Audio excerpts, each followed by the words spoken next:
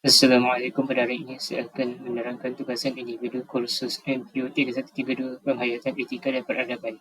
Tajuk tugasan yang saya pilih adalah Peristiwa Berdarah 13 Mei 1969. Nama saya adalah Nur Fikri bin Abdul Halim. Nama matriks S71126. Nama pensyarah ialah Dr. Abdul Hanis bin Ambo. Program Sarjana Muda Perakaunan.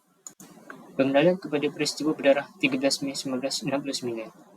Peristiwa berdarah 13 Mei 1969 merupakan satu insiden rusuhan kaum yang berlaku di negara Malaysia, terutamanya di Kuala Lumpur, yang menjadi titik penting di dalam sejarah negara. Insiden ini tercetus selepas pilihan raya umum pada 10 Mei 1969 yang menyaksikan ketegangan politik dan kaum yang semakin memecah antara komuniti Melayu dan Cina. Kronologi peristiwa berdarah 13 Mei 1969. Sebelum 10 Mei 1969, ketegangan parti politik telah berlaku di antara UMNO dan DAP.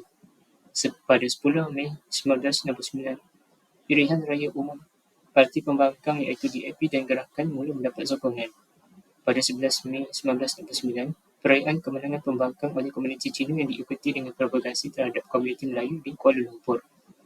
Pada 12 Mei 1969, kerusuhan berlaku apabila bercampur pertempuran kecil antara komuniti Melayu dan Cina.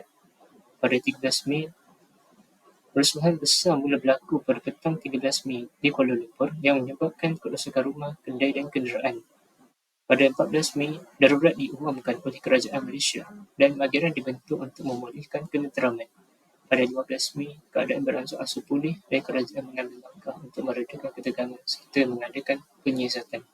Sebab berlakunya peristiwa berdarah 13 Mei 1969, ketidakpuasan ekonomi dan sosial, ketegangan politik dan perkauman, provokasi dan perarakan kemenangan. Pertama, ketidakpuasan ekonomi dan sosial. Perkara ini berlaku kerana terdapat perbezaan ketara ekonomi antara kaum Cina dan Melayu.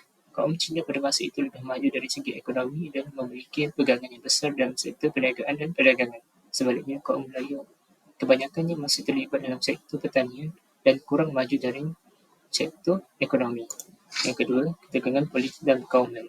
Berlaku disebabkan pilihan raya umum 1969 menyaksikan kempen politik yang penuh dengan isu-isu perkauman dan provokasi.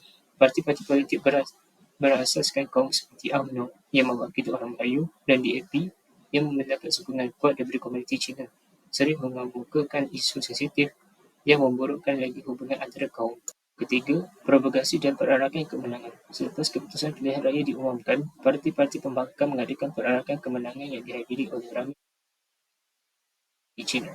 Perarakan ini termasuk tindakan provokasi seperti menjerit slogan anti-Melayu dan menghina pemimpin Melayu.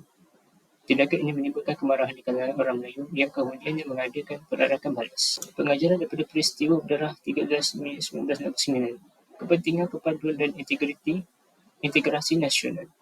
Yang kedua, pentingnya keadilan sosial ekonomi. Yang ketiga, peranan penting kerajaan dalam menjamin keselamatan dan kestabilan. Yang pertama, kepentingan perpaduan dan integrasi nasional.